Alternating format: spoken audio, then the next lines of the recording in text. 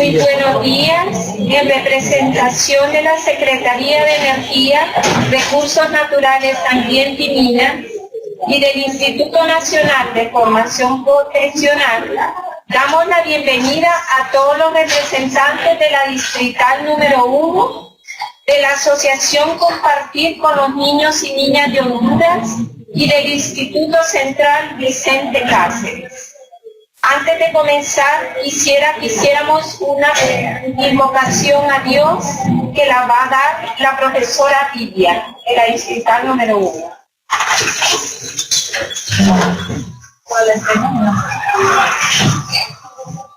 Amado Señor Jesús, en esta mañana queremos agradecer por un día más, por permitirnos estar aquí de nuevo aprendiendo a saber cuidar tu creación, porque todo esto es aquí.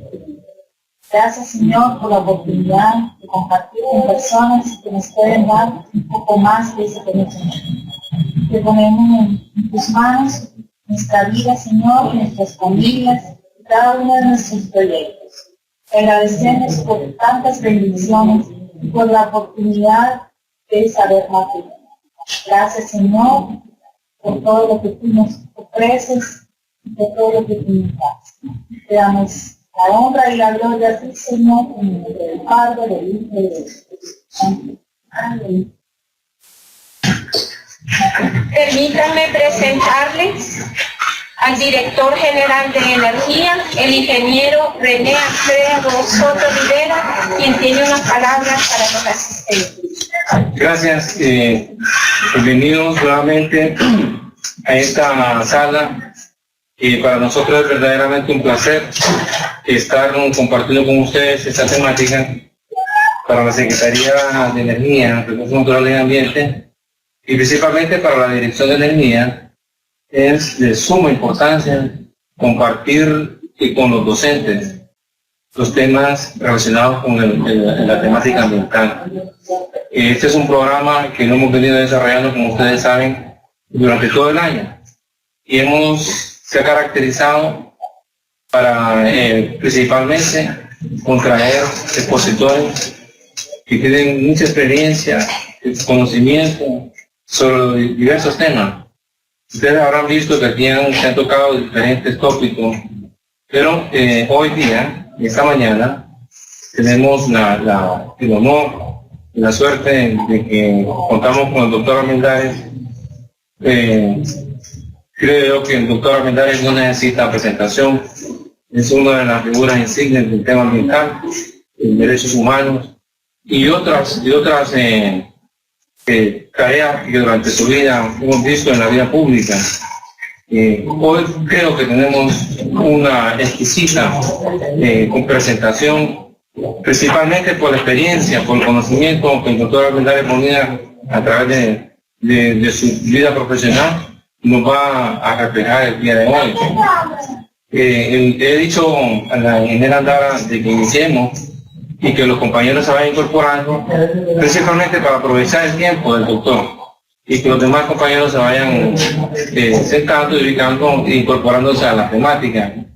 Quisiera no alargar esto, sino que felicitarlos a todos ustedes por hacer ese sacrificio de venir hasta acá, y nuestro propósito final es que ustedes, cada uno de ustedes, sea como un virus que inyecte su conocimiento a los jóvenes que están en sus aulas, a los niños y niñas que son los que van a enfrentar este desafío del tema del cambio climático. Son ellos a los cuales tenemos que transmitir conocimiento. Por eso hoy aprovechemos que tenemos un expositor de lujo y que cualquier pregunta que ustedes tengan pueden hacérsela. Igualmente nosotros vamos a estar aquí un rato tratando de compartir con ustedes y aprovechar la presencia del doctor Armendáriz Molina. De tal manera que para nosotros es verdaderamente un placer, un honor. Bienvenido, doctor, acá, ¿verdad? Gracias por aceptar la invitación. Damos la bienvenida al doctor Juan Armendáriz. Bueno, con ustedes, gracias. Y quisiera resaltar algunos aspectos importantes de su carrera. Es defensor de los derechos humanos, Ha participado en la construcción de una sociedad más humanitaria. Su educación, él ha realizado estudios de doctorado en Ecología, Salud y Desarrollo en la Universidad Nacional Autónoma de Honduras. Ha obtenido un máster en Ciencias en la Universidad de Pensilvania. Participó en el segundo curso internacional de Biofísica de Membrana, realizado en el Departamento de Radiación Biofísica de la Universidad de Rochester, auspiciado por la Organización Internacional de Investigación Celular y por la Unión Internacional de Biofísica Pura y Aplicada. Ha obtenido también diploma por haber cursado en la División de Graduados de la Escuela de Medicina por estudios en Fisiología. También ha realizado en el Instituto de Investigación Cardiovascular en Bioquímica y Fisiología en los Estados Unidos de América. Su experiencia profesional ha sido numerosa. Él ha trabajado en el Hospital de Salud del Carmen, en el Hospital General San Felipe, y también ha brindado desde el año 2001 servicio humanitario gratuito con los jóvenes. Ha atendido brigadas de salud en las áreas menos favorecidas del país, servicios a indígenas, campesinos y pobladores. También ha brindado sus servicios médicos durante los huracanes y desastres naturales. Ha sido director ejecutivo desde el año 1995 en la atención y prevención de la tortura y tratos crueles, inhumanos y degradantes. Desde el año 1984 ha sido defensor del medio ambiente. Ha coordinado a través de la organización Madre Tierra varias acciones de protección del medio ambiente. Ha sido profesor visitante en la Escuela de Medicina de Madison, Wisconsin. También rector de la Universidad Nacional Autónoma de Honduras, presidente de la Sociedad de Medicina Interna de Honduras y decano de la Facultad de Ciencias Médicas en la Universidad Nacional Autónoma de Honduras. Ha recibido distinciones, entre ellas el Premio Anual de la Escuela de Medicina durante los años 59, 60, 61, 62, 63 y 64. Obtuvo la medalla de oro otorgada por la Asociación Médica Hondureña y ha sido invitado como conferencista a la reunión ecológica anual de la Asociación Americana de Salud Pública, invitado por la Asociación de Salud Pública Americana en Washington, invitado como conferencista también a la Conferencia Internacional sobre Cambio Climático y Salud en Zúrich, Suiza. Les agradeceré si damos un fuerte aplauso.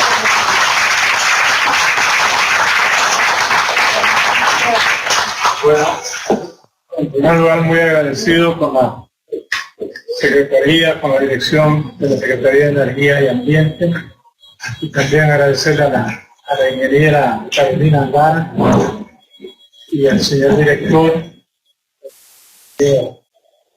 Toto. Por otro lado, me siento muy contento de compartir con los maestros, con los niños, con el central, con todos ustedes. Y creo que es un programa, desde luego, que vamos a desarrollar un tema. Quiero decir de que honestamente es la primera vez que estoy invitado a esto. Me refiero pues en el plano del Estado, lo cual me alegra mucho.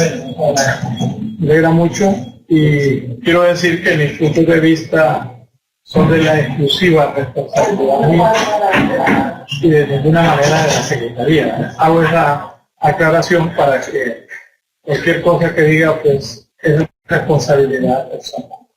Pero agradezco la apertura que da la Secretaría para esta charla. La realidad es que el cambio climático es un tema complejo. Y es un tema que tiene que ver con la ciencia. Pero yo hago una diferencia en la ciencia con conciencia y la ciencia sin conciencia. Eso es muy importante, porque hay que ver que los puntos de vista, como qué evidencia la que tiene un científico, un hombre de ciencia, un hombre grande, un hombre humilde, un hombre sencillo, como Cristo.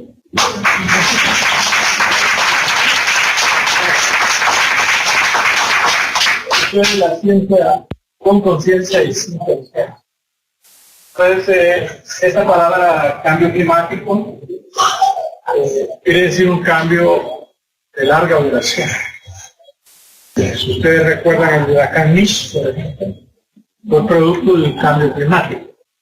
Y una cosa es que ocurra un cambio climático en Honduras y otra cosa es que ocurra en Miami. Incluso en Estados Unidos hay una diferencia entre Nueva Orleans y Miami, porque los cambios climáticos dependen de las relaciones que haya en la sociedad. Aquí tenemos dos esquemas o figuras que me ayudó a hacerlo la arquitecta María. Tienen acá lo que es la vida del campo, muy sencilla. Y tienen acá lo que es la vida de la ciudad de los sectores excluidos, en donde en realidad aquí ven las ratas, ven una serie de situaciones que la gente vive en la pobreza. Aquí, aunque humilde, pero hay gallinas. Y aquí en la ciudad, pero hay ratas. Es una representación esquemática muy fuerte que realmente nos ayuda a comprender un poco que el cambio climático no solamente es un cambio de clima, sino que tiene que ver con el poder, sobre todo el poder de los grandes países que tienen recursos y que realmente influyen sobre nosotros. Vamos a la siguiente.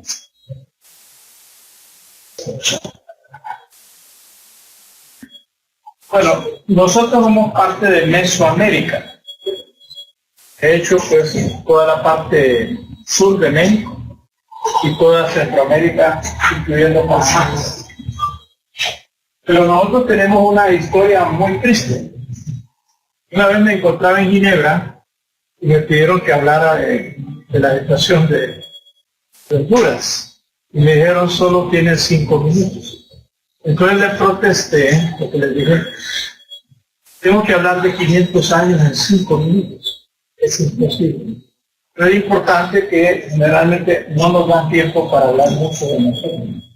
Pero nosotros hemos tenido procesos de colonización, de neocolonización, de invasión tecnológica, cultural, militar.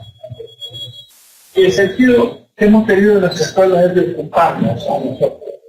Y a veces en realidad, hasta los mismos gobiernos no tienen en realidad culpa, sino que son obligados a hacer cosas que nos mandan desde afuera. Y en realidad, pues algunos dicen que son 500 años lo que tenemos de sufrimiento. Pero también tenemos que decir que son 500 años que tenemos de cambio climático.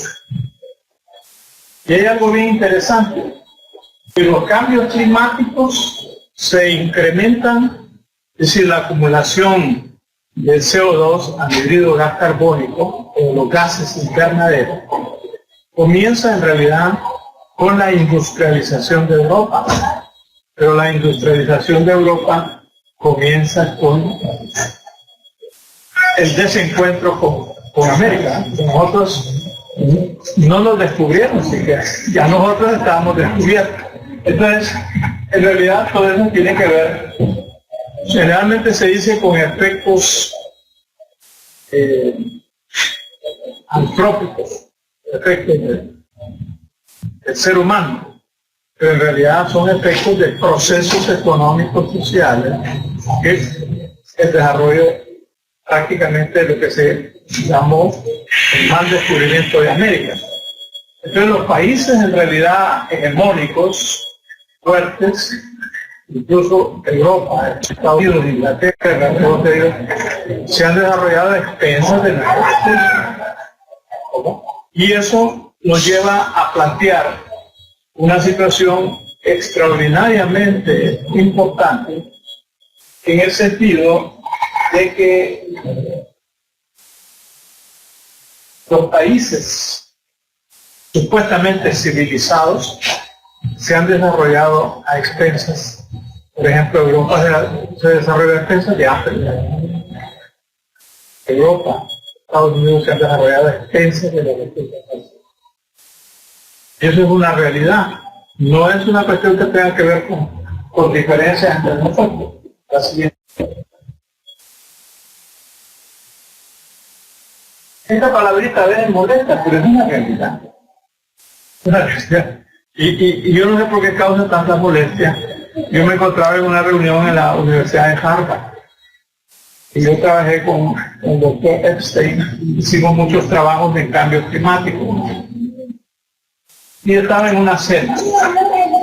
Entonces hay un señor economista, profesor, que se lo invito a mi casa para que tener una conversación con usted. Cuando entré a la biblioteca de él, habían 3 cuadros ahí. Figuras. Una de Adam Smith, que es un teórico economista, otra de Keynes, que representó el estado de bienestar, y otra de Carlos Marx. Le digo yo, pero si usted no es marxista, porque tiene aquí a Carlos Marx. Entonces me dice, no, dice yo, no soy marxista. Yo tengo un pensamiento conservador, pero hay que estudiar todos estos 3 personajes, porque es la ciencia. Y nos han enseñado la cuestión cíclica, los cambios cíclicos. A mí me llamó la atención que había tanta apertura en Estados Unidos, cosas que no hay en general en nuestros países. Y nosotros tenemos que estudiar la ciencia, los enfoques, leer. Entonces, este sistema tiene una producción muy terrible, ¿verdad? Que invade nuestros territorios. Eso no lo podemos desconocer. Ellos en realidad tiran la basura de ellos o de nosotros.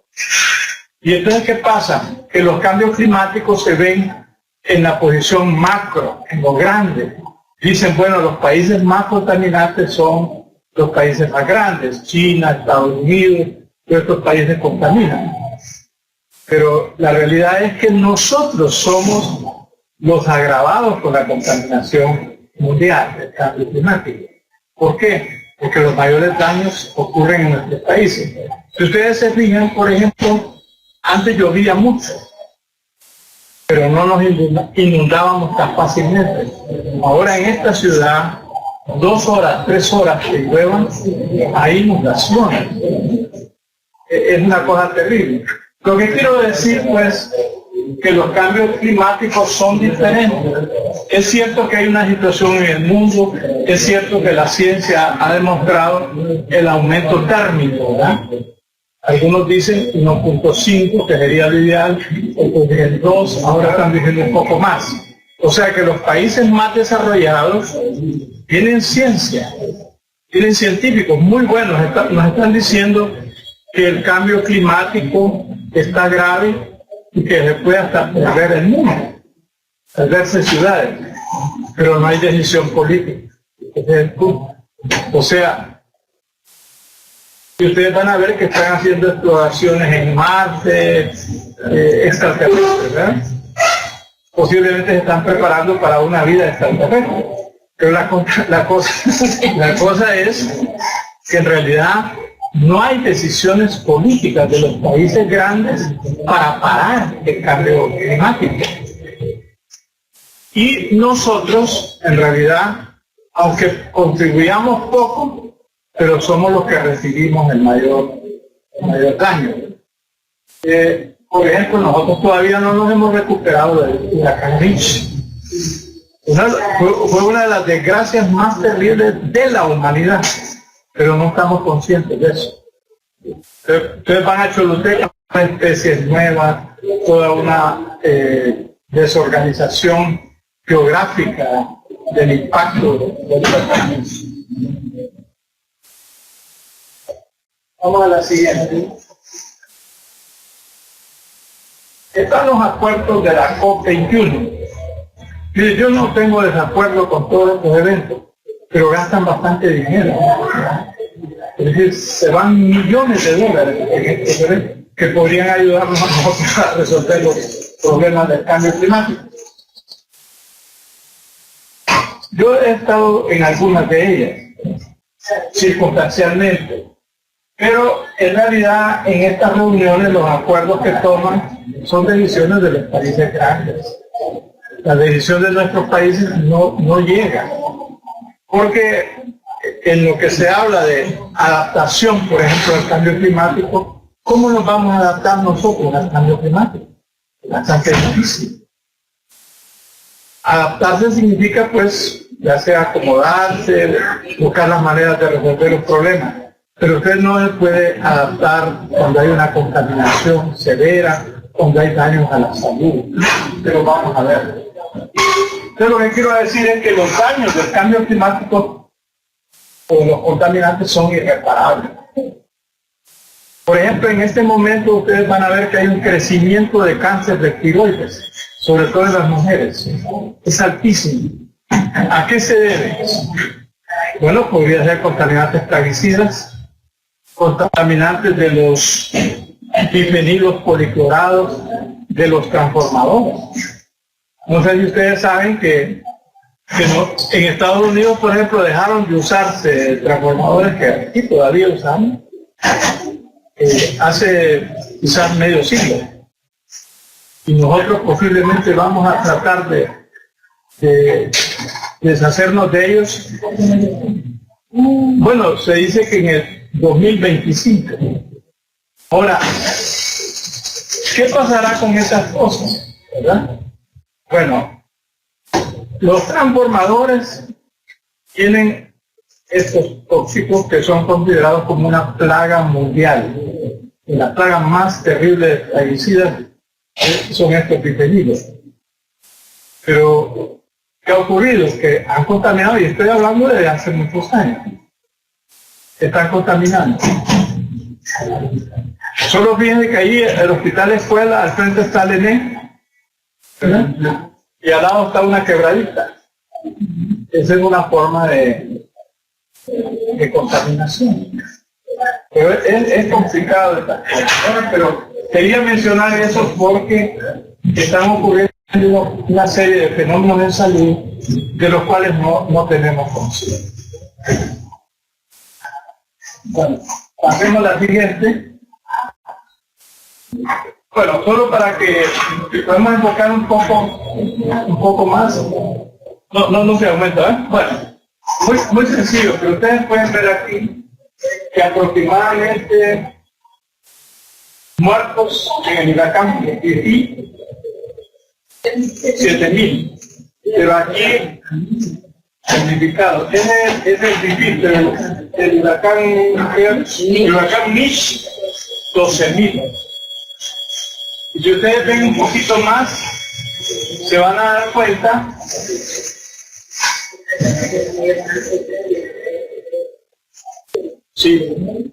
mire la cantidad de días de muertos.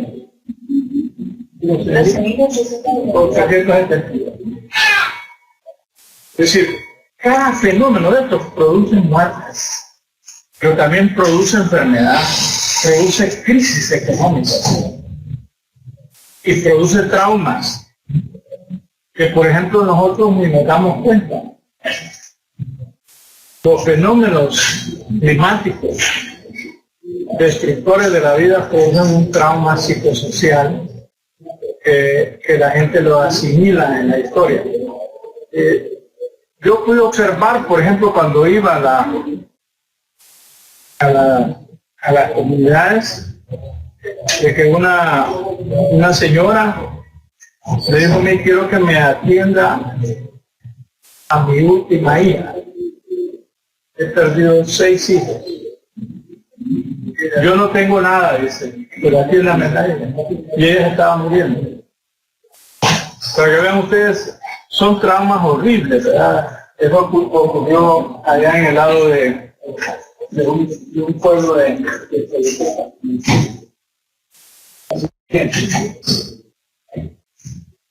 Ahora, ¿Por qué tenemos que analizar los cambios climáticos en forma estratificada? La sociedad la podemos nosotros estratificar, verla en planos. Quizás el plano más importante de nosotros es el territorio. Y desgraciadamente el territorio lo hemos ido perdiendo poco a poco porque las grandes empresas se han apoderado de nuestros territorios y han desplazado nuestro país. Ustedes ven, nosotros migramos, ¿no? Los campesinos migran a la ciudad y después la ciudad, nuestra gente migra hacia Estados Unidos o migra hacia Europa. Y nos tratan con un racismo increíble. Y sin embargo nosotros somos bien hospitalarios, lo cual es una característica buena. Sin embargo, este problema es muy serio desde hace muchos años. La migración. Lo último que ocurrió con los niños, por ejemplo, que realmente fue terrible. Entonces hay una situación entre los territorios y tenemos la mala suerte o la buena suerte de ser uno de los países más estratégicos de América Latina. Por eso hay mucho interés en el mundo. Entonces, y hay interés en los territorios. Luego tenemos la cuestión de la economía. Es decir, las empresas multinacionales, que son contaminantes casi todas, en realidad no se miden los hígados, como dicen, para explotar nuestra gente, nuestras tierras. La vida de las maquilas es horrible para las mujeres. Yo no sé si ustedes han ido a alguna maquila, ¿verdad?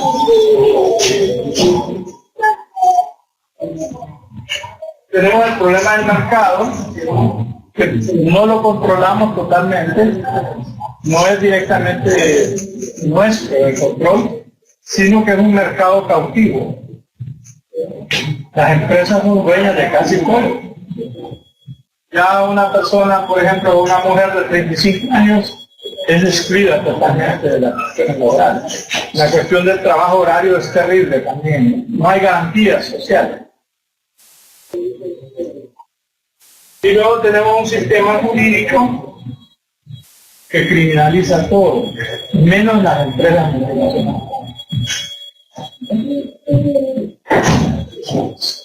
Y esta es la ciencia sin consenso. Creo que ustedes están en la educación, en la universidad. Yo señalo algunos aspectos de que necesitamos que la universidad, los centros de educación superior, tomen una posición correcta frente al cambio climático.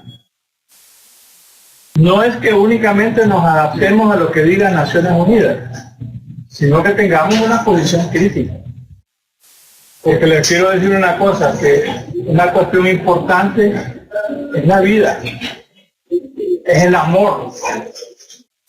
Es lo que ustedes señalaban con la oración de este día, que la vimos, pero hay que llevarla. Si no tiene práctica, como decía Santiago, las cosas que no se llevan a la práctica, la fe sin obras no tiene valor. Sí. Estamos hablando de todo se relaciona, ¿verdad? Sí. En el Apocalipsis, el último libro de la palabra de Dios, ¿verdad? Sí. Habla sobre los 7 sellos. Ahorita estamos en uno de los caballos más terribles. ¿Cómo se llama el caballo? El pálido. ¿Qué? Pálido. El caballo pálido es el que demuestra, es el que va a dañar la salud, va a haber muerte, va a haber violencia, sangre, pestilencia, ambición, asesinatos. Ese es el pálido. Sí, entonces eso nos está indicando que tenemos que poner la barba en el reloj. Porque dijo el Señor, no seré yo quien destruya la tierra por segunda vez, sino va a ser la mano de la justicia. Porque el hombre es tan ambicioso, tan soberbio, tan antiguo. Entonces lo que estamos viendo ahorita, estamos viendo las características del caballo infantil. Muchas gracias, yo voy a leer. Eso tiene que ver con los 7 jinetes de la Sí, con 5 jinetes. Los 5 jinetes. 5 jinetes. Muy bien. Gracias por la observación. Y tenemos el estado político, que es muy importante, la constitución del Estado. Aquí hay una cuestión que la gente tiene prejuicio con la política. Hay que tener prejuicio con la politiquería, que es otra cosa. Pero el ser humano tiene que conocer cuál es la política del Estado, cuál es la política que está rigiendo la cuestión de cambios climáticos, qué debemos de hacer para transformar el ambiente. Esas son cosas importantes. Y luego aquí tenemos el pueblo. Hay una cosa interesante, que a veces nosotros tenemos un prejuicio con nuestra gente. Yo soy partidario de la docta ignorancia. Yo me considero ignorante y estoy abierto a aprender siempre. ¿Sí? Y el pueblo nuestro es muy sabio, ¿no? Tiene cosas muy lindas, culturalmente, ¿verdad? Muy rico en experiencia. Entonces tenemos que acercarnos. Y luego tenemos aquí la salud. Y están las enfermedades emergentes, que es lo que vamos a entrar. La siguiente, por favor. Dice, ¿cómo podemos, qué podemos hacer nosotros? Bueno, yo diría que hay que crear una conciencia. Ustedes saben que uno puede estar informado de algo. Ustedes aquí se informan del cambio climático. Tienen conocimiento, ¿verdad? Pero no toman posición. Eso quiere decir que no tienen conciencia. Es decir, digamos, un médico puede tener conocimiento que el alcohol es malo para la salud. Puede ser hasta un experto en conocimiento. ¿Qué? Pero no tiene conciencia. A eso me refiero conciencia. Conciencia significa tener un conocimiento más profundo de la realidad, pero tomar posición frente a esa realidad. Y eso yo creo que debemos desarrollar y articular los saberes de la gente, los saberes del pueblo. Mire, hay una riqueza en la historia de nuestra cultura maya, cultura lenca, que nos enseña muchas cosas para poder estar entrenados. Construcción de diálogos y debates. Por eso creo que estos programas, yo felicito a la Secretaría, porque me parece que este programa abre una posibilidad para escuchar otras cosas. Entonces, creo que tenemos que tener diálogos y debates. Y tenemos que tener una estrategia en los medios, porque los medios hablan a veces, pero no hay una orientación correcta. Queremos que haya ciencia y academia con conciencia social y ética. Tenemos que construir poder, porque nosotros somos poder también. El poder no lo está en el Estado, sino que el pueblo organizado es el poder. Y tiene que participar el pueblo. Tenemos que construir solidaridad y unidad con los campesinos, con los sectores. Tenemos que tener una posición frente al machismo, la cuestión clasista, sexista. Tenemos que respetar los derechos de los pueblos originarios. Tenemos que defender los derechos de la madre tierra, derecho al agua, al bosque, a la universidad. Tenemos que defender la soberanía alimentaria, la cultura de nuestros alimentos. Yo no sé si ustedes han experimentado. Si ustedes se comen unas hamburguesas bien fuertes en la cena o en el almuerzo y comen, por ejemplo, una comida, digamos, tradicional nuestra, de mucha manteca, definitivamente la comida nuestra es más sana que la hamburguesa. O ustedes se toman una limonada y lo comparan con una Coca-Cola. Y la Coca-Cola, si ustedes ven una batería que está toda sucia, como limpia la Coca-Cola. Tiene una acidez increíble. Pero háganse ustedes la pregunta, ¿por qué sigo tomando Coca-Cola? Una vez estaba dando una conferencia ante colegas míos médicos. Y les digo, 7 años, 8 años, 9 años para estudiar medicina y terminar tomando Coca-Cola. Entonces necesitamos nosotros pensar en cosas sencillas. Si hacemos eso y no cambiamos, quiere decir que no vamos a poder cambiar el ambiente. Es tóxico.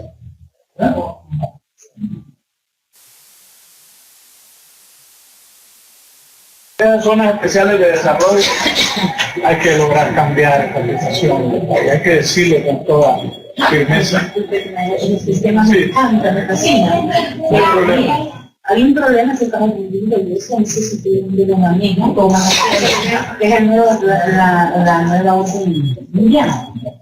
Es una secta que de Illuminatis nació en 1800 y quien la introdujo fueron los alemanes, después vinieron los franceses y llegaron a América, a Estados Unidos. Entonces ellos se incorporaron ahí, porque los derecharon completamente, porque las ideas de ellos eran dominar el mundo. Y lo están logrando. Ese es el nuevo sector que tenemos ahorita, porque ellos quieren hacer una sola iglesia, una sola comida, un solo pensamiento, una sola salud y una sola educación. Que sea una sola moneda para que las personas sean controladas. ¿Cómo se llama la secta? Illuminati, que nació en 1800. Y la trajeron los franceses. Los alemanes nacieron en Alemania. Por ejemplo, la UNESCO, la ONU, son organizaciones criminales, personas que vienen a controlar y a manipular nuestro pensamiento, nuestra idiosincrasia, nuestra cultura, nuestra alimentación, nuestra salud. Ahí le digo. Vamos a revisar esto un poco más por ese plano, como vamos a estudiar. Ahora la siguiente, por favor.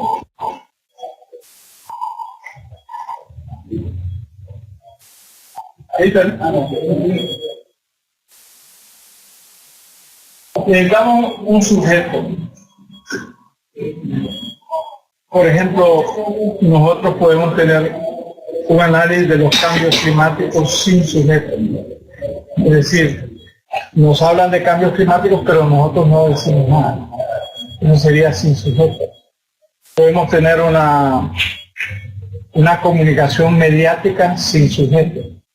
Si nos borran de mensajes. O podemos tener también una atención médica sin sujeto. Yo soy un crítico cuando no me gusta llamar paciente a la persona que atiende. Tampoco enfermo. No sé si son enfermos. Pero el problema es que si la persona no dice nada, se sienta el médico le dice, tiene que tomar esto, si no se muere usted, ¿verdad? Entonces, la gente sabe algo, conoce algo, ¿verdad? Entonces, es muy importante ser sujeto. Significa tener opinión, participar, discutir, dar opiniones diferentes. Y además el sentido colectivo, sentido de familia, de comunidad, muy importante. Y además participar, expresar los puntos de vista. Nosotros no podemos seguir aceptando que los países grandes nos digan lo que tenemos que hacer. Tienen que tener ustedes, explotar la tierra como nosotros queremos, ¿verdad? Dejarse contaminar, tener mitigación, adaptación, pero en realidad nosotros no participamos. Y hay pensamiento en nosotros, hay ideas en nosotros. La siguiente.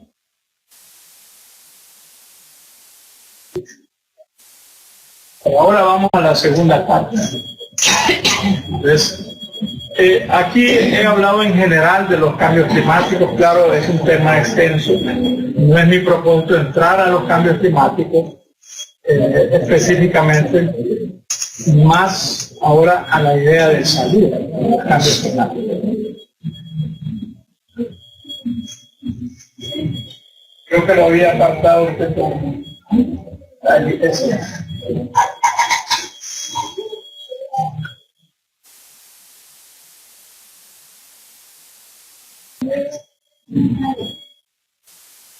Tenemos que preocuparnos por la salud y los cambios climáticos. Y yo les quiero decir que uno de los grandes problemas en nuestro país, y no solamente me refiero incluso a los trabajadores de la salud, es la falta de conciencia sobre la salud. La salud no es una prioridad para nosotros. Como paradójicamente todavía no es de educación. Es decir, hay otras prioridades que están por encima de la educación, por encima de la salud, y que gastamos más. Gastamos más en armas que en educación y salud.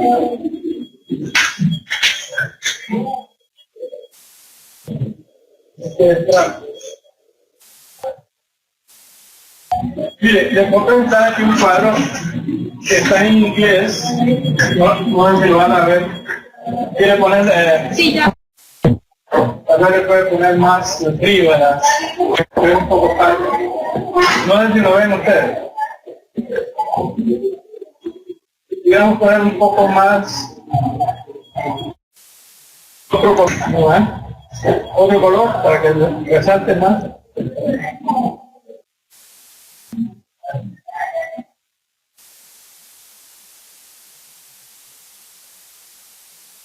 Ven azul. Bueno, no importa. Pero la idea no es tanto porque sea un cuadro en inglés para hacerle gala, no, es más bien crítico. Aunque se ve un cuadro bonito en inglés, hecho por gente experta, pero yo encuentro debilidades teóricas y prácticas. ¿Saben por qué? Aquí habla del huésped, de la gente que produce la infección,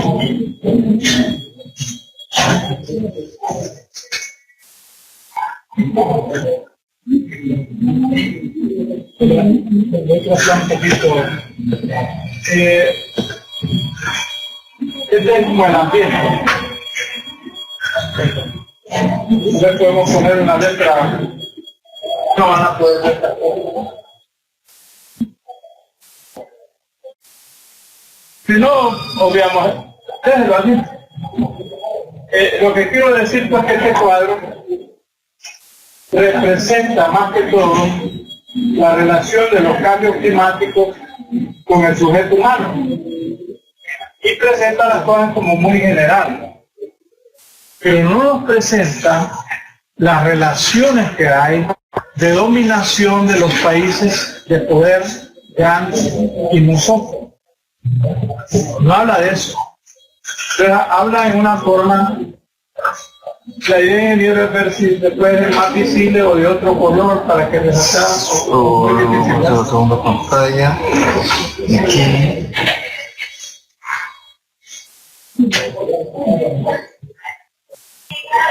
Tener un color azul que redactara más poder. Este, ¿verdad?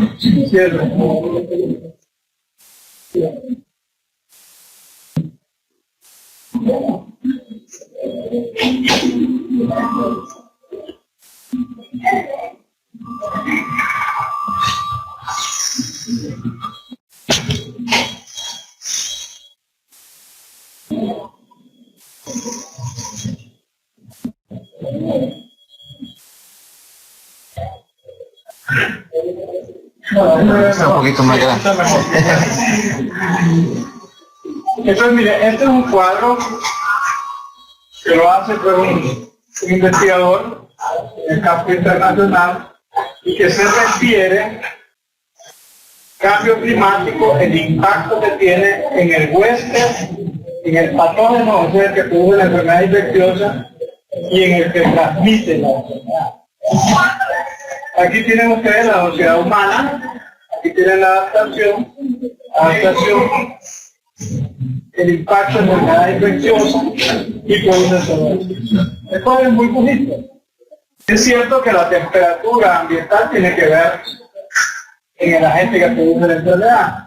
También la humedad, es cierto que el viento y el polvo, todo eso es cierto. Lo que pasa es que no establece cuál es la relación de poder en eso. ¿Por qué se produce eso?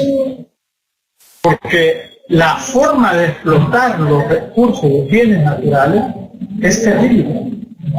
Entonces, por ejemplo, la sociedad humana es la deshumanización del sistema que produce gran destrucción de la vida. Por ejemplo, si ustedes ven toda la contaminación de plaguicidas en el país, es horrible, ¿eh? Hay un daño. Pero claro, los plaguicidas son un gran negocio, los fertilizantes son un gran negocio, la industria minera es otro gran negocio. Aquí se está utilizando, por ejemplo, la técnica del cianuro, método extractivo, pero ese método extractivo es contaminante, altamente contaminante. ¿Y por qué lo usan?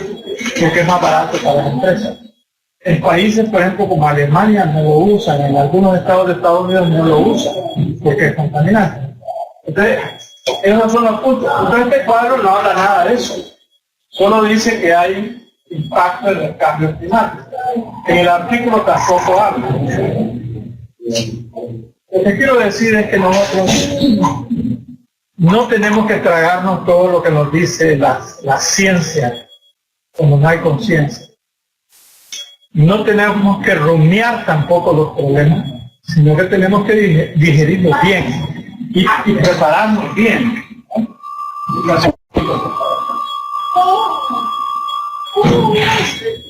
El cambio climático se refiere a cambios a largo plazo, que es muy importante. Las condiciones climáticas y los fenómenos meteorológicos extremos. Todo ello puede conducir cambios en el riesgo para la salud de los seres humanos. Es decir, una de las cosas que más se afecta con el cambio climático es la salud. ¿Cuántos minutos tenemos? Hay tiempo. Bueno. Siguiente. Yo les quiero dar un ejemplo. Claro, esto es controversial. Yo tengo un punto de vista controversial. Porque yo he dicho que nosotros no vamos a mejorar la malaria, el dengue, con el abate, con todos estos procedimientos. Puede ser que, no digo que puedan ayudar, pero el problema es, si usted, por ejemplo, deforesta una montaña o un área, entonces, ¿qué ocurre? Que los animalitos se van de ese lugar, pero quedan los humanos. ¿A dónde van a chupar sangre los zancudos o picar? En los seres humanos que quedan. Y cuando los seres humanos se desplazan, pues buscan las ciudades. Por ejemplo, le pagaron un caso de la chinche picuda del Chagas, de la enfermedad de Chagas, que produce problemas en el corazón. Entonces, las zonas deforestadas producen desplazamiento de la chinche picuda, porque ya no encuentran animalitos. Entonces se van a la zona campesina. Y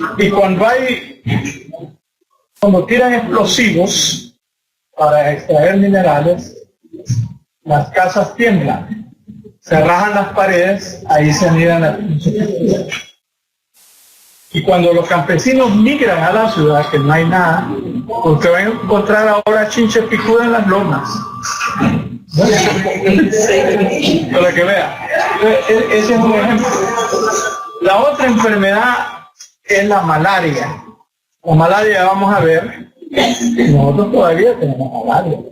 Y la malaria es cíclica. Y a veces nos engañamos porque creemos que ha bajado la malaria. Mientras exista deforestación, va a seguir existiendo malaria y dengue. ¿Ya? ¿Por qué? Porque los mosquitos son más inteligentes que nosotros. No, digo yo, y es que los mosquitos resisten todas las formas de destrucción. Lo han querido destruir con energía nuclear y han sobrevivido. ¿No? Los han querido destruir con plaguicidas y han sobrevivido. Ahora, ¿cuál es el secreto por el cual el mosquito no produciría dengue? La biodiversidad, la diversidad del bosque. Entonces, ¿Qué pasa con eso? Que al haber biodiversidad hay otros animalitos donde ellos pueden chupar la sangre. Un ejercicio. El principio parece muy sencillo, pero es bien complejo porque está contra el negocio. Son millones de dólares los que cuestan los plaguicidas. Le ofrecen a las escuelas para enseñanza de plaguicidas. Son millones de dólares. Bueno, el dengue, que ahora hay tanta variedad, ¿verdad?, no se va a resolver con ningún medicamento. No hay medicamento, es una enfermedad viral. Y a mí me da no sé qué, que en la propaganda mediática aparece la acetaminofén, que la no sé qué, que aquí, eso es falso. Eso no resuelve nada. No hay medicamento para eso. El abate no neutraliza todas las larvas.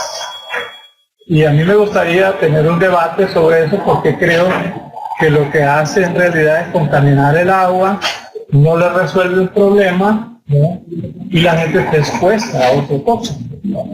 Ahora, las medidas que recomiendan de mantener el agua, las recipientes y todo, es correcto. Pero también es correcto tener una política del agua, que no la tenemos. El agua está más escasa cada vez. El agua está más cara. Entonces tenemos un grave problema que es el dengue. Y el dengue son variedades.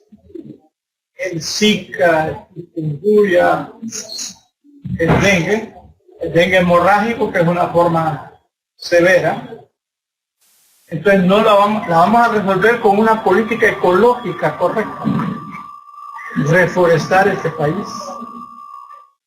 Imaginen que tuviéramos nosotros reforestado toda la cuenca que se hace grande, el río Grande. No sé si alguna vez yo caminé con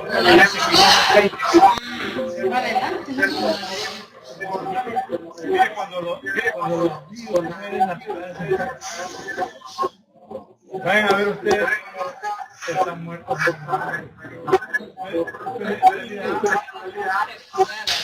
¿Qué sería bueno? Crear programas que afectan toda la vida.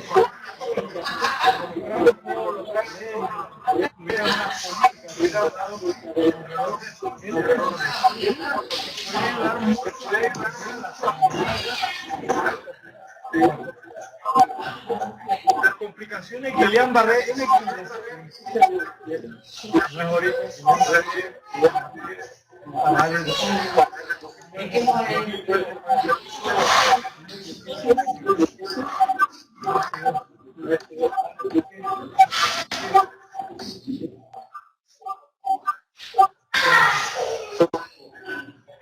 entonces nosotros podemos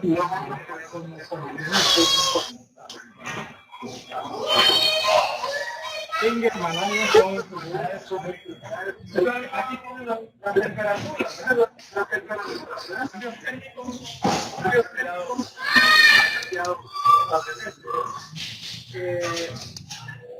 hay temperaturas en las cuales los arroyos no crecen. Hay otras que hay, por ejemplo, un poco por arriba de 25 a 30 grados, llegando a 30 grados. Ya después de 34 grados, 40 ya baja. O sea, el cambio térmico tiene que ver. Donde hace mucho calor, pero que no llega por arriba de 34, hay proliferación del mosquito.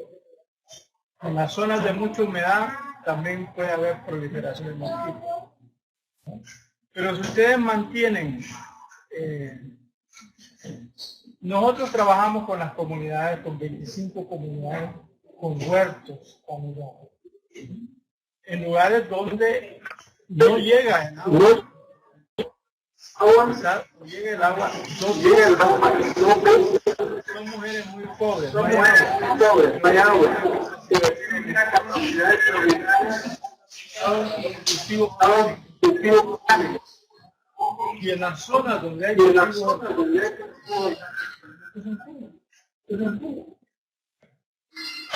yo le voy a decir una cosa, claro, no la puedo decir de una forma sistemática,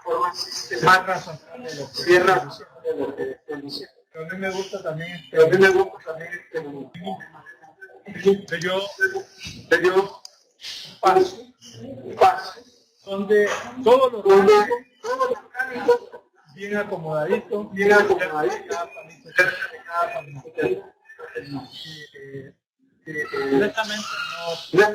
no soy partidario de la banda, y además no me van a pero el sistema es lo que es orgánico todos los días. A mí me decían que allí donde estoy iban a llegar todas las cucarachas porque en las otras zonas había mucho insecticida. Pues no, porque la comidita la tienen afuera.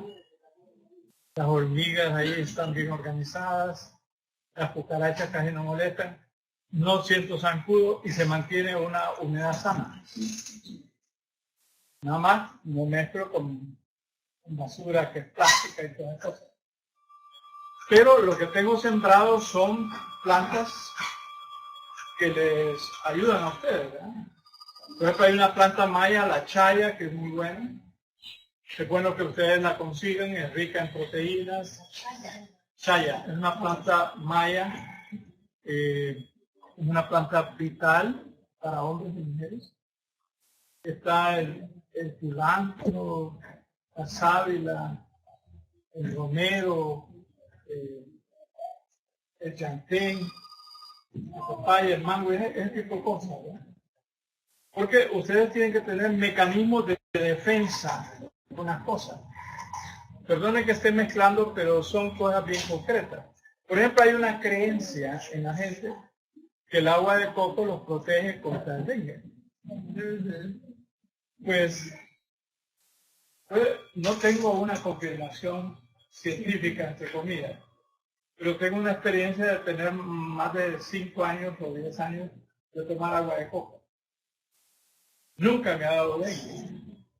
¿A diario de cómo? A diario, excepto cuando no consigo. Entonces, y hemos chequeado en algunos casos que definitivamente mejora las plaquetas, pero no tengo un estudio sistemático, pero solo hablo de la experiencia. La otra cosa importante es que si ustedes consumen cereales, los frijoles, que ahora están caros, pero hay otros cereales, el maíz que no sea transgénico, mucho cereal, mucha hoja verde y fruta de la temporada, es mejor que estar comprando Coca-Cola. Y les voy a decir una cosa, es que la Coca-Cola es una droga. Antes tenía cocaína. Esto que digo es en serio. Yo cuando hablo estoy documentado de lo que hago. Si no, mejor no lo digo. Entonces, no sabemos qué tiene la Coca-Cola. ¿Usted sabe, alguien sabe qué tiene la Coca-Cola? Nadie sabe qué tiene la Coca-Cola. Entonces, ¿cómo toman una cosa que no saben? ¿En serio? ¿Verdad? Yo solo sé que los huesos se convierten. Bueno. Están blancos, pero tomar como polvo. Vamos a hacer la experiencia. Y también nos han bombardeado tanto de anuncios comerciales, de mira que la Coca-Cola bien sabrosa cuando la gente por medio del anuncio. No, es correcto lo que dice la compañera. Esa es la cuestión de la manipulación mediática. Entonces, como ven ustedes, con cosas muy sencillas, ustedes pueden ahorrar una enorme cantidad de gastos en medicamentos. O sea, lo que quiero decir como reflexión, que una manera de luchar con los cambios climáticos es conservar las plantas, querer a las plantas, amar a las plantas. Porque las plantas necesitan dos cositas, la luz solar y la fotosíntesis de las bacterias. Tengan un buen suelo en la casa, porque el intestino es el reflejo del suelo. Si ustedes comen mal cosas tóxicas, toda la producción de desechos por los intestinos son tóxicos. Entonces lo que quiero decir, que consumir algo del suelo sano, usted tiene un intestino sano.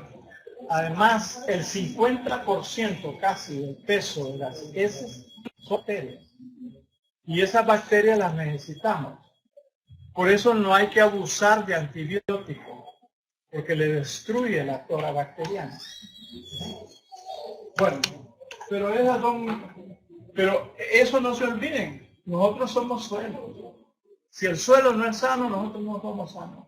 Eso es casi una regla. Y luego comemos muchas cosas artificiales que no necesitamos. Yo ahorro el 50% de gastos en una semana ahí muy humilde, ¿eh? No consumo otras cosas. ¿Sí, señora? Sí. Sí. Yo tengo dos hijos y yo me los he traído de casa. Claro. Entonces, a mí me ha funcionado mucho de que como ellos se comen zancudo, las cucarachas, yo no tengo cucarachas ni zancudo.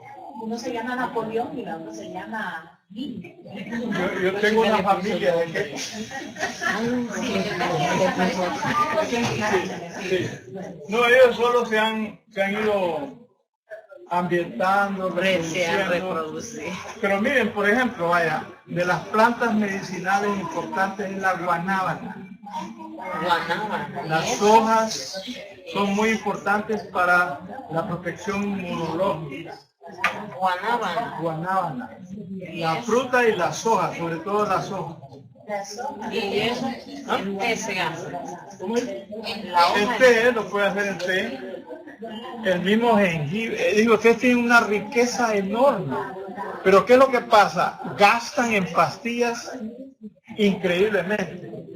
Hay que superar el espíritu de ser pastillero y de creer que cuando ustedes van a un médico tienen que tener una inyección o una pastilla y no, el médico no sirve.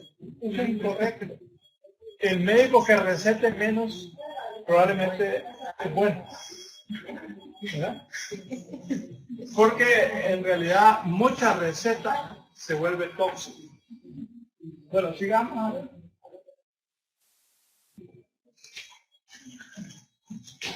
Esta palabra, infecciones emergentes y reemergentes.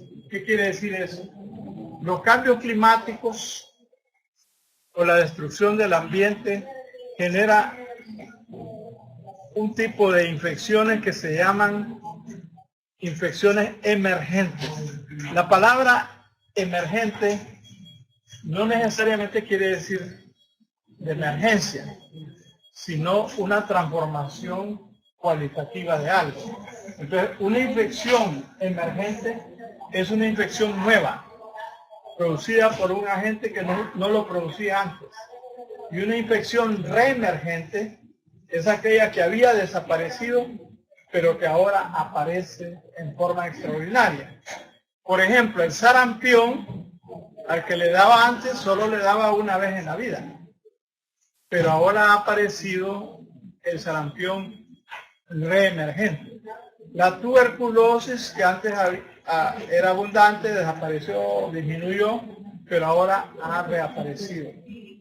Ahora, enfermedades emergentes son como el SIDA, por ejemplo, es una enfermedad emergente. El virus H-SIDA es emergente. Entonces, todo lo que destruye la biodiversidad, todo lo que destruye ecológicamente el ambiente, los cambios climáticos producen enfermedades emergentes o reemergentes. Entonces, por eso debemos de estar preparados. Entonces, cada uno de ustedes tiene un sistema que se llama psicoinmunoneurológico hormonal. ¿Qué quiere decir eso? Psíquico es la psiquis, las emociones, la cuestión mental.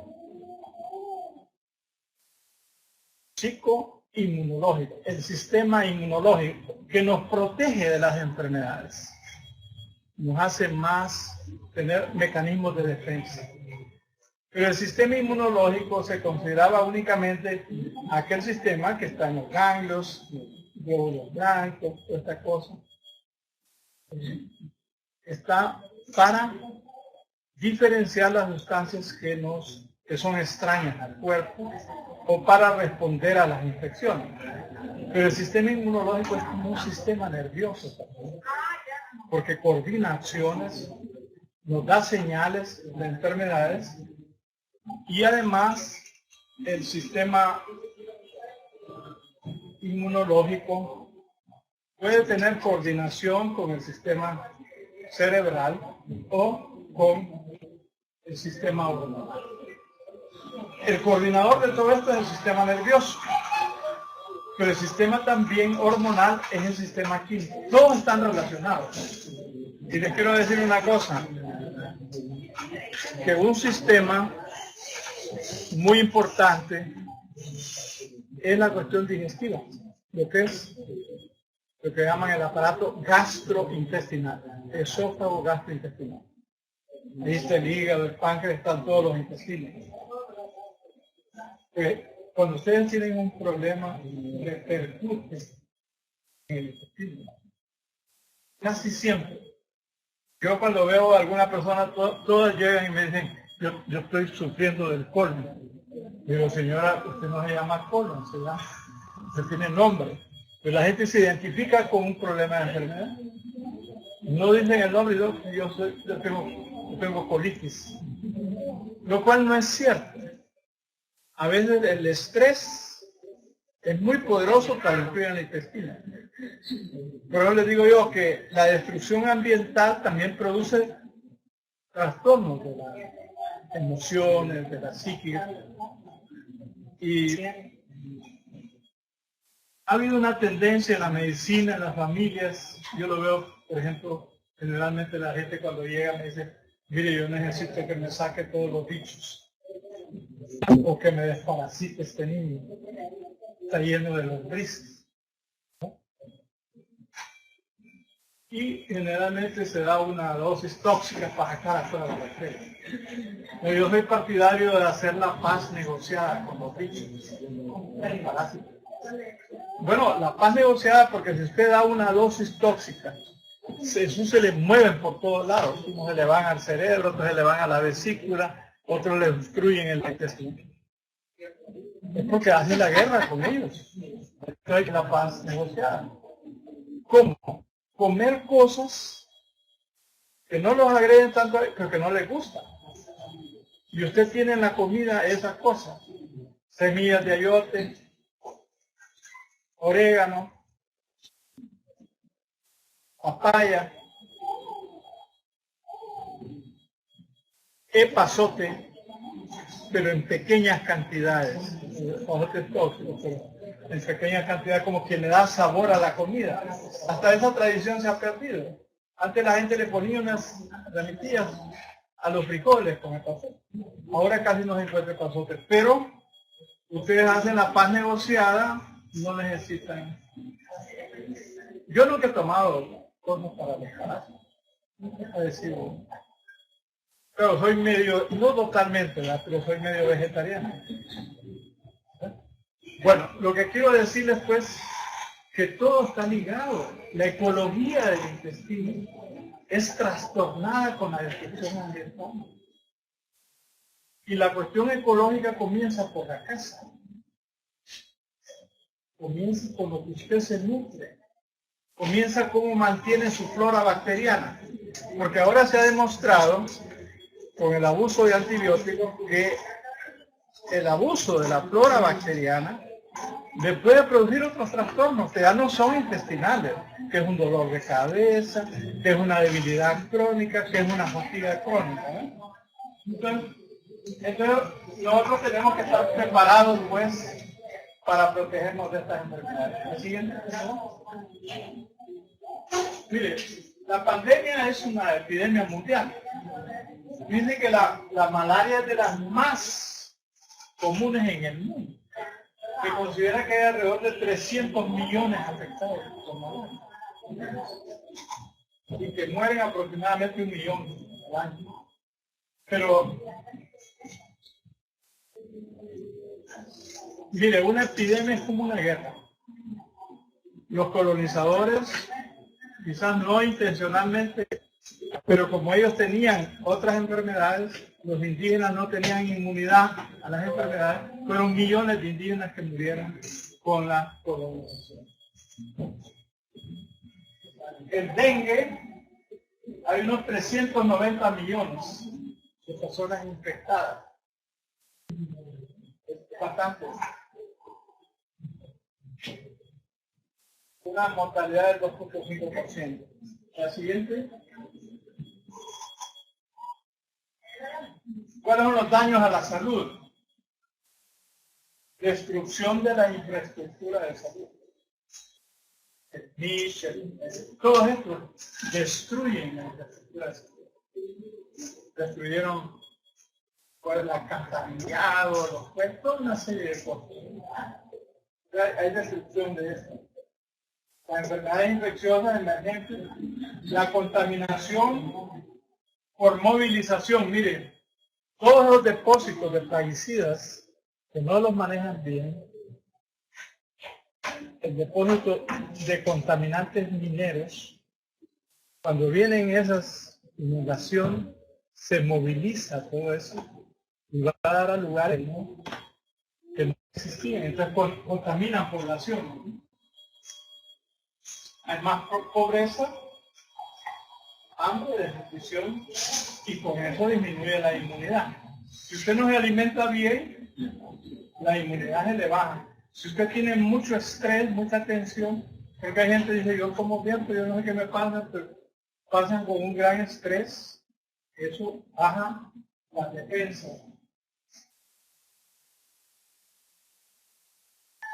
Bueno, obviamente, el mismo Estado para poder desarrollar políticas con un huracán, imagínate, no puede hacer mayor cosa. Y los estados se vuelven vulnerables. Entre más pobres, como dicen, al perro más flaco se le pegan las pulgas.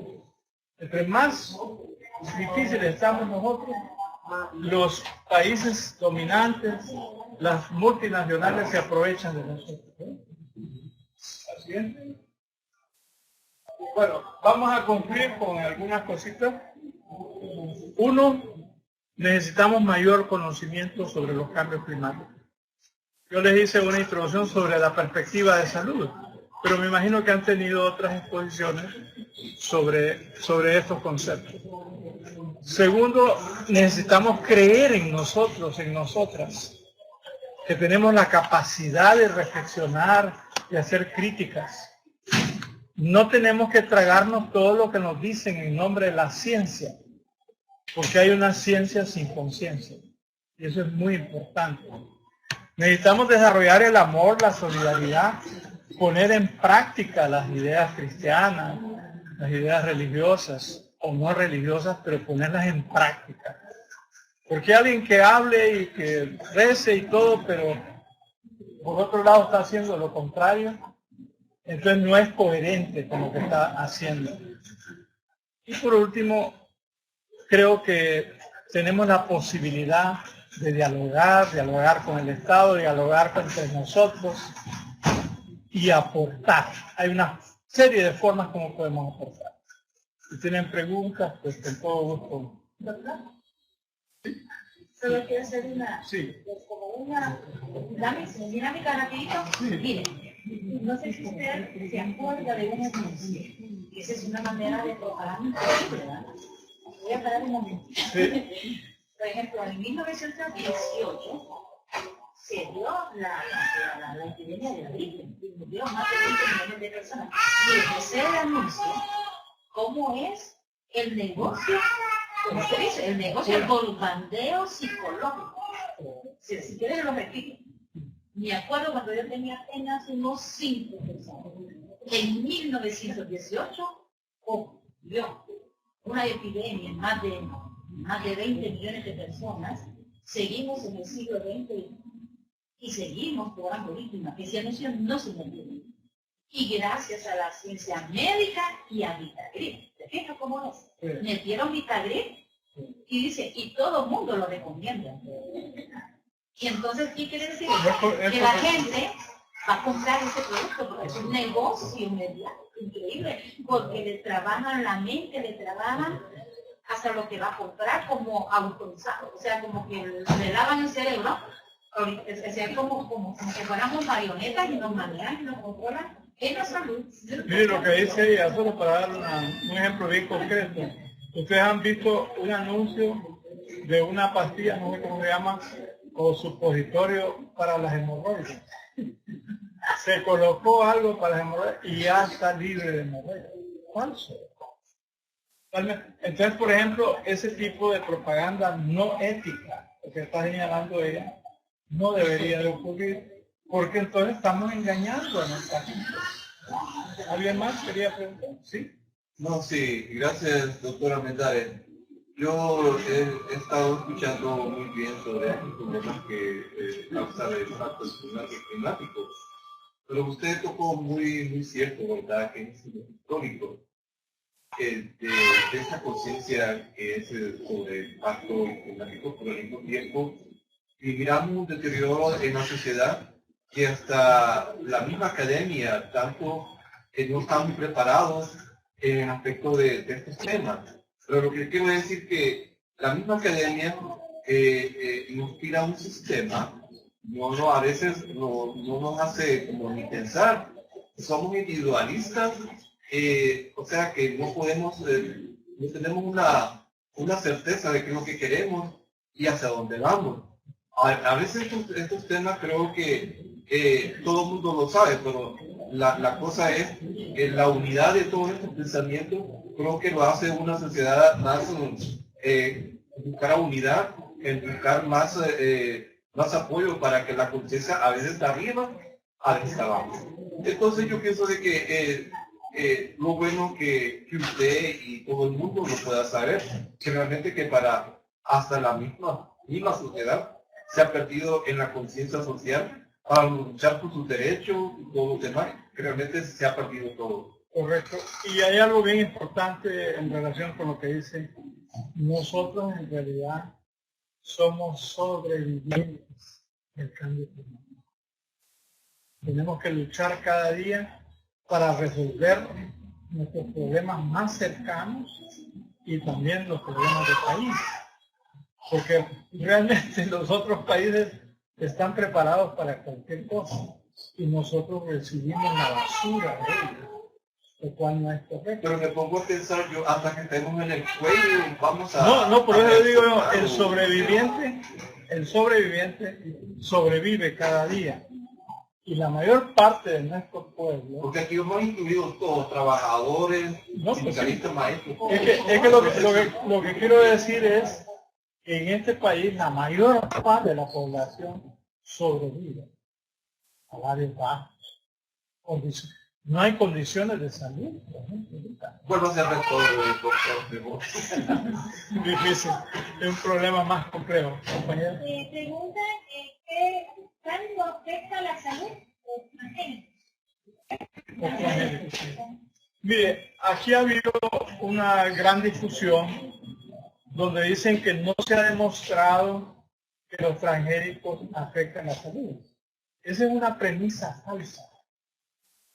Porque quien maneja los transgénicos en el mundo son grandes empresas que hacen un gran negocio con los transgénicos, con las semillas y con cierto tipo de plaguicidas.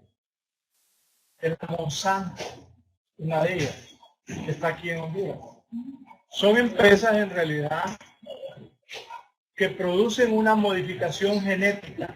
En el caso nuestro del maíz, terrible, porque es la planta histórica maya de México, de Mesoamérica. Entonces, usted no necesita modificar genéticamente esa planta. Pero para decirle a ella, estas empresas promueven los monocultivos. El monocultivo es el cultivo de una sola cosa. Y al promover monocultivos destruyen la biodiversidad. ¿Me explico? y al destruir la biodiversidad favorecen el crecimiento de enfermedades infecciosas nuevas. No digo que los transgénicos en sí, pero consecuencias. Ahora pregúntense ustedes, si ustedes viven en un lugar, hay bosque o hay una plantación, hay humedad, hay un clima diferente, y de repente le quitan todo eso a ustedes, ¿les va a afectar mentalmente o no? Entonces ahí no están incluidos los traumas psicológicos que producen las grandes destrucciones. Y luego hay unos tóxicos que usan las empresas de transgénicos, sobre todo, por ejemplo, en las grandes plantaciones de soya en Argentina, el glifosfato, que es un tóxico que produce daños severos a la salud, ya está demostrado eso. Entonces sí, en realidad los transgénicos sí producen daños a la salud. Y los estudios que ha hecho la organización, en este caso panamericana o mundial de la salud, no tienen una base para decir, no digo que sean malos o buenos, no tienen una base real para decir que no causan daño a la salud. La razón es muy sencilla. Tendrían que estudiar cada persona y ver la evolución. Y eso sería un estudio enormemente costoso.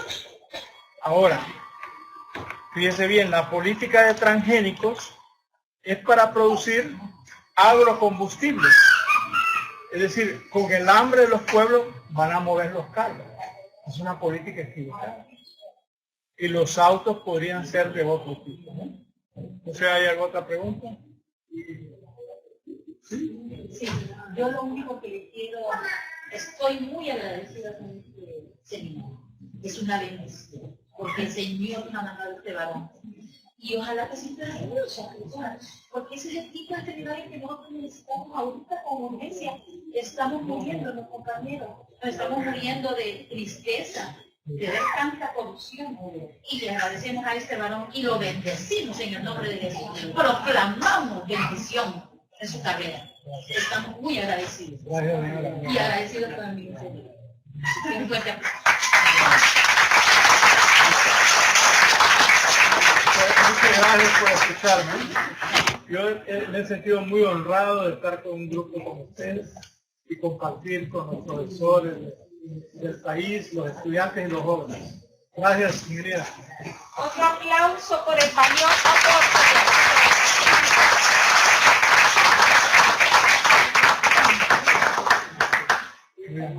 Hay una foto de grupo. Ah, sí, con todo gusto. Sí. Gracias, ingeniero.